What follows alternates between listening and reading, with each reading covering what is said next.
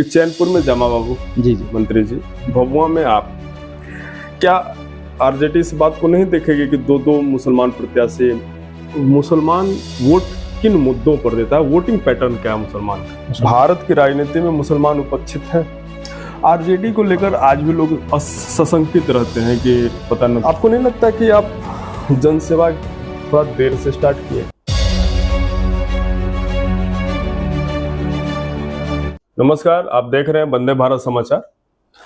बतकही का एपिसोड जो है इसलिए है कि आप इस एपिसोड को जब देखें तो सूचना से ओतप्रोत हो जाए। और बतकही के एपिसोड में एक जो अभी शाखा खुली है, वो शाखे का नाम है KYL, फुल फॉर्म बता देते हैं आपको, नो योर लीडर। विधानसभा चुनाव है और इस चुनाव 5 साल पे जो आने वाला चुनाव है, इसको पाने के लिए और ये अधिकार पाने के लिए वर्षों तक हम लोगों ने संघर्ष किया है। और वो संघर्ष किसी एक आदमी का नहीं रहा है, ना एक समुदाय का रहा है। सबका खून इस मिट्टी में समाहित है, चाहे हिंदू हो, मुसलमान हो, सिख हो, ईसाई हो। और इस 5 साल के चुनाव के महापर्व में सही लोग चुन कर आए और जनता के प्रति उनकी जवाबदेही हो, इसीलिए इस कार्यक्रम में एक नया कार्यक्रम जोड़ा गया, नो योर लीडर। आप अपने लीडर के बारे में जानिए। इस कार्यक्रम में हम पूरा प्रयास करेंगे कि आप जिस लीडर का हम साक्षात्कार कर रहे हैं, बतकही कर रहे हैं उनके साथ, उनके पूरे जीवन के पहलू को और उनके विचार को और विचारधारा को और पार्टी में जुड़ने के मकसद को हम निकाल कर बाहर लाएं। हमारे साथ मौजूद हैं अमजद अहमद खान साहब। थोड़ा सा मैं इनके बारे में बता देता हूँ। पिताजी प्रखर कांग्रेसी रहे हैं, बाकी लोग शैक्षणिक रूप से मजबूत हैं। अब जनसेवा का मूड बनाए हैं, मन बनाए हैं। तो मन बना लेने से तो होगा नहीं, आपके अंदर वो चीज है या नहीं है, हम इस प्रोग्राम में उसको जांचेंगे। आप हमारे साथ बने रहिए।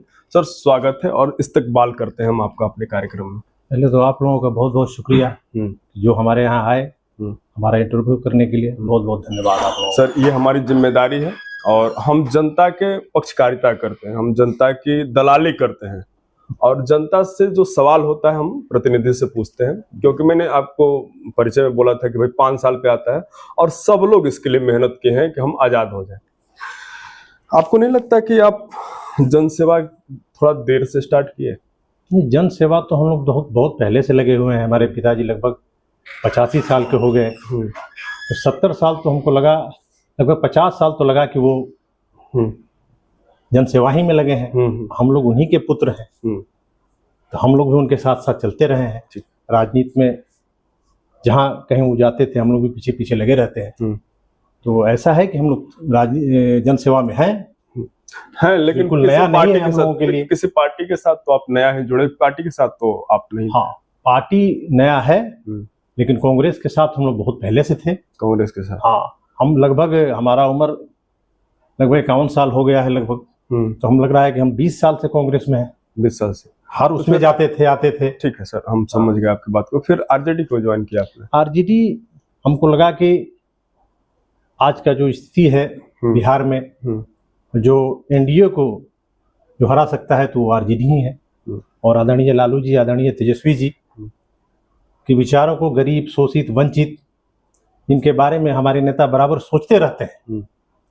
उनके विचारों से हम अवगत होके आरजेडी में आए हैं। सर, हम आपकी बात से सहमत हो गए, लेकिन सवाल यह है कि आप बोले कि हम कांग्रेस के साथ जुड़े रहे, पिताजी भी कांग्रेस के साथ रहे, तो आपको नहीं लगता कि जब दोनों एक ही गठबंधन में है तो आप कांग्रेस से भी जुड़ सकते थे? अच्छा लगा हमको। अब तो और लग रहा है कि सपोर्ट मिल रहा है, हम गलत जगह नहीं गए हैं। गठबंधन हम लोगों का तो बहुत पहले से है और उसी गठबंधन के साथ हम हैं, तो लग नहीं रहा है कि हम कांग्रेस से अलग हैं। आपके नाम में खान लगा है जी, और अच्छी बात है भारत के लिए, लेकिन नेताओं के लिए मसाला होता है। जी जी, हम साफ साफ आपसे पूछ लेते हैं, भारत की राजनीति में मुसलमान उपेक्षित है, चाहे किसी भी पार्टी में हो? उपेक्षित है, जितना होना चाहिए हिस्सेदारी उतना नहीं है। नहीं है? क्यों नहीं है? 18% मुसलमान बिहार में है, लेकिन जितना भागीदारी होनी चाहिए अभी तक नहीं है। क्यों नहीं है? अब ये दुर्भाग्य है, अब इसके बारे में क्या कहा जाए। नहीं, ये तो बुद्धिजीवियों को सोचना पड़ेगा ना, आप नेता है तो आपको जवाब देना पड़ेगा ना कि भाई क्यों अभी तक हिस्सेदारी नहीं मिल पाई।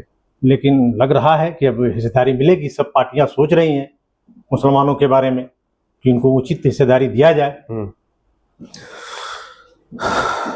कितनी भागीदारी चाहिए आपको? उचित भागीदारी होनी चाहिए, सम्मानजनक भागीदारी होनी चाहिए हम मुसलमानों अच्छा देखिए, जैसे आप बोल रहे हैं कि आरजेडी की बात आप कर रहे हैं, तो पिछली बार भी तो आरजेडी भभुआ में ठीक ठाक जीती थी, लगभग 2 सीटें थी आरजेडी के पास।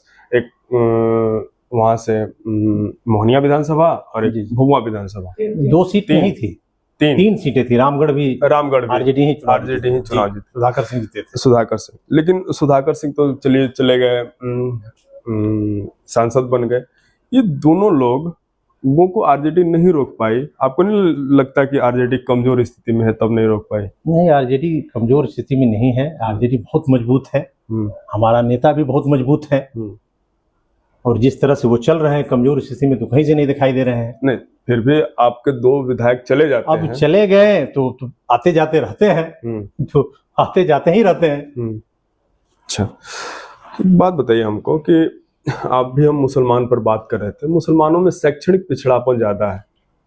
आप क्या मुख्य वजह मानते हैं कि इसके लिए मुसलमान खुद जिम्मेदार हैं या पार्टियां जिम्मेदार हैं? मुसलमान खुद जिम्मेदार नहीं है। अब लोग बच्चों को पढ़ा लिखा रहे हैं। पहले ठीक थोड़ा सा गरीबी ज्यादा थी, अब लोग सब समझ रहे हैं कि बगैर शिक्षा के कुछ किया नहीं जा सकता है। इसलिए सब जो भी है बच्चों को स्कूल भेज रहे हैं, पढ़ा रहे हैं। अब बेहतर होगा। अच्छा, एक बात और हमको जानना था आपके बारे में जी। आपका एजुकेशन क्या है? मैट्रिक पास है बस जी। काहे पीछे रह गए? खेल कूद का समय था, पढ़ाई पे मास्टर साहब तो बोले हमसे कि आप पढ़ कीजिए, लेकिन हमारा इच्छा ना लगा। खेल ही कूदने में लगे थे, क्रिकेट खेलने का बड़ा शौक था जी। अच्छा, एक चीज और हमको समझना है, मुसलमान वोट किन मुद्दों पर देता है? वोटिंग पैटर्न क्या है मुसलमान का? मुसलमान काम के मुद्दों पर ये नहीं देखता है कि काम चाहिए हम सबको। शिक्षा बढ़िया मिले, स्वास्थ्य बढ़िया मिले, लाइट बिजली बढ़िया मिले, उस पे काम, कोई भी काम पर देना चाहता है। मुसलमान वोट बैंक है कि नहीं है? वोट बैंक कैसे कहा जाएगा, लेकिन ठीक है राजनीति के लिए। नहीं, ये मैं इसलिए बोल रहा था आपसे कि अभी तक आप देखिए तो मुसलमानों का कोई लीडरशिप उभर नहीं पाया है, राज्य के लेवल पर भी और देश के लेवल पर भी। अभी आपके ही पार्टी की अगर बात की जाए तो अब्दुल बारी सिद्दीकी जो है वो एक्टिव भूमिका में नहीं है, पैसिव भूमिका में है, वो बस पोस्टर पर है, सामने नहीं है। नहीं, ऐसी बात नहीं है। उनको राजद में बहुत इमेज है। अब्दुल बारी सिद्दीकी साहब है, फातमी साहब है, पार्टी ने जो काम दिया है वो कर रहे हैं।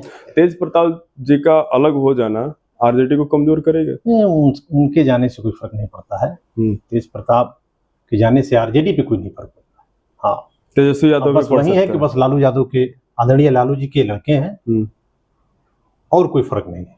तेजस्वी यादव पे फर्क पड़ सकता है? तेजस्वी यादव क्या, तो बहुत अच्छा चल रहे हैं।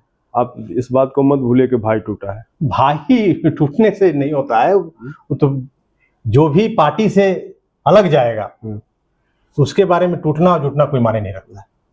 आरजेडी को लेकर आज भी लोग सशंकित रहते हैं कि पता न फिर वही 90 वाला दौर या 80 वाला दौर जो भी आएगा आ जाएगा, कहीं ये हो जाएगा वो हो जाएगा। नहीं, तो आपको नहीं लगता है कि आप गलत पार्टी में चले गए? इस सोच को बदलना चाहिए। आरजेडी के 17 महीने है ना तेजस्वी यादव मुख्यमंत्री, लगभग 5 लाख नौकरी दी नौजवानों को। तब इस सोच को बदलना चाहिए कि अब आरजेडी, पहले वाली आरजेडी, पहले भी कोई ऐसी बात नहीं थी, गुंडागर्दी चरम सीमा पे, जो काम पहले हो रहा था आज भी वही है। इसलिए बेहतर चूज किए हैं हम आरजेडी को। आप क्षेत्र में जाते हैं जी, सड़कों की स्थिति क्या है? तो गए थे, सड़क की स्थिति उतना बेहतर नहीं है। जो सड़क बना भी हुआ है तो हम देख रहे हैं कि बहुत जल्दी टूट रहा है। आप तो हमारे ही सड़क से आए होंगे, बहुत जगह हम देख रहे हैं खंदे हो गए हैं, हम गिर गए, तो लग रहा है कि वही पत्रकार क्वालिटी सही नहीं है। जो ठेकेदार काम कर रहा है बेहतर नहीं कर रहा है। तो इसको कैसे रोका जा सकता है बताइए? इसको रोकने का तो बहुत विकल्प है। शिकंजा कसना चाहिए जो ठेकेदारी का काम कर रहा है। जितना मटेरियल रोड पे पड़ना चाहिए उतना पड़ना चाहिए, ये होना चाहिए। लेकिन सवाल ये है कि उसको ऊपर भी तो पहुंचाना है, वो कहाँ अपने पॉकेट से देगा? नहीं, पॉकेट से तो सब चीज बन के आता है। आपको पॉकेट में पहुंच भी जाएगा और रास्ता रोड बढ़िया भी होगा, लेकिन आप अब सोच रहे हैं कि जहाँ 50 रुपया लगाना है वहां हम 25 रुपया लगाए। एक चीज और मेरे मन में सवाल आया कि चैनपुर में जमा बाबू जी जी मंत्री जी, भभुआ में आप, क्या आरजेडी इस बात को नहीं देखेगी कि दो दो मुसलमान प्रत्याशी भले ही अलग पार्टी से हों, कैसे हो सकते हैं कि विधानसभा में एक ही जिला में? क्यों नहीं हो सकते हैं? असर नहीं पड़ सकता सामाजिक कोई समीकरण असर नहीं पे? हुआ। उनका पार्टी अलग है, हमारा पार्टी अलग है, कोई वो असर तो मैंने नहीं बोला होता। कि पार्टी अलग है, हाँ, कोई असर नहीं। लेकिन एक समीकरण नहीं वो गड़बड़ हो जाएगा? एनडीए के नेता हैं, हम इंडिया गठबंधन के नेता हैं, कोई फर्क नहीं है। 2 मुसलमान 3 मुसलमान भी हो सकते हैं, जरूरत पड़े आपके तो। साथ लोग जुड़ पाएंगे क्या? जुड़ तो रहे, जुड़ेंगे।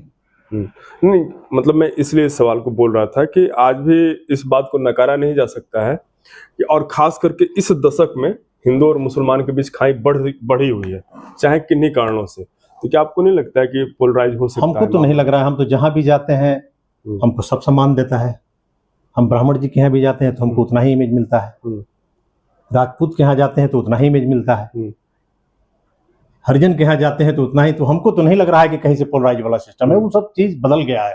अब मोदी जी के ट्रेंड को आदमी जान गया है। अब पोलराइज वाला हमको तो नहीं लग रहा है कि इस समय चलेगा बिहार में। मोदी जी इस बार अभी 2-4 दिन पहले बिहार बंद हुआ था जी जी, और मोदी जी की माँ को गाली दे दिया गया था। इंडिया गठबंधन के मंच पर ऐसा कहा जा रहा है। आपको लगता है कि वो बात कहना ठीक था किसी की माँ नहीं, किसी की माँ को गाली देना ठीक नहीं है। हम इसका विरोध करते हैं। आपके माध्यम से भी हम विरोध करते हैं। किसी की माँ होती है, चाहे नरेंद्र मोदी जी का हो, आदरणीय नरेंद्र मोदी जी का हो, या राहुल गांधी जी का हो, या हमारा माँ होती है। माँ गाली के लिए नहीं बनी होती। तो मोदी जी को भी तो सोचना चाहिए। जर्सी गाय, 50 लाख का गर्लफ्रेंड, तो शुरुआत तो वही किए हैं। अभी तक क्या क्या अनुभव किया आपने क्षेत्र में? हमको अभी तो हम लगभग 10 दिन ज्वाइनिंग की हुआ पार्टी। हम घूम रहे हैं, जिस दिन से आए हैं उसी दिन से। हमको अच्छा लग रहा है। क्या क्या सीखा आपने? कि जनता के बीच में कैसे रहा जाए, बहुत अच्छा लग रहा है। बहुत सुकून मिल रहा है हमको। जी, यही मन था कर? जी, यही मन था। अब यही हम सोच रहे थे कि हम बहुत पीछे हो गए थे इसमें, हमको और पहले जाना चाहिए था। एक विकल्प आपके सामने और हो सकता था ना, जनसुराज? विकल्प है, लेकिन अब जनसुराज के बारे में अभी बहुत लंबा उनको सफर करना चलना पड़ेगा। हाँ, उस ट्रेन पे नहीं बैठना, वोट को तब्दील करने में। उस ट्रेन पर नहीं बैठना है। जी, अभी चलती गाड़ी पे बैठना है। अभी रास्ता साफ है, उसी पे बैठना है। हाँ। एक चीज और हमको जानना था, और जानना ये है कि तेजस्वी यादव की जो सरकार होगी उसमें मुसलमानों का प्रतिनिधित्व क्या होना चाहिए और कौन से पद पर मुसलमान होने चाहिए? नहीं, तेजस्वी यादव केवल मुसलमानों के लिए नहीं, वो तो अपने सासाराम में आए थे, उस सबके लिए। क्या मुसलमान हो, क्या पंडित जी हो, क्या आपको राजपूत हो, पिछड़ी हो, दलित हो, उस सबके लिए हम सबके लिए हम काम करेंगे।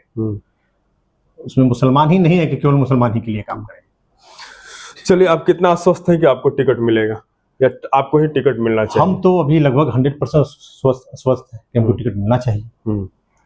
मुसलमान होने के नाते या पार्टी के कार्यकर्ता होने के नाते? मुसलमान होते के नाते, पार्टी के कार्यकर्ता होने के नाते एक मुस्लिम को भी टिकट मिलना चाहिए भभुआ विधानसभा में। मान के चलिए सारे पार्टियां हैं, इसलिए हम आरजेडी में आए हैं। चलिए, आज हमारे साथ थे अमजद अहमद खान, और अभी भी और बातों का सिलसिला चलेगा इनसे।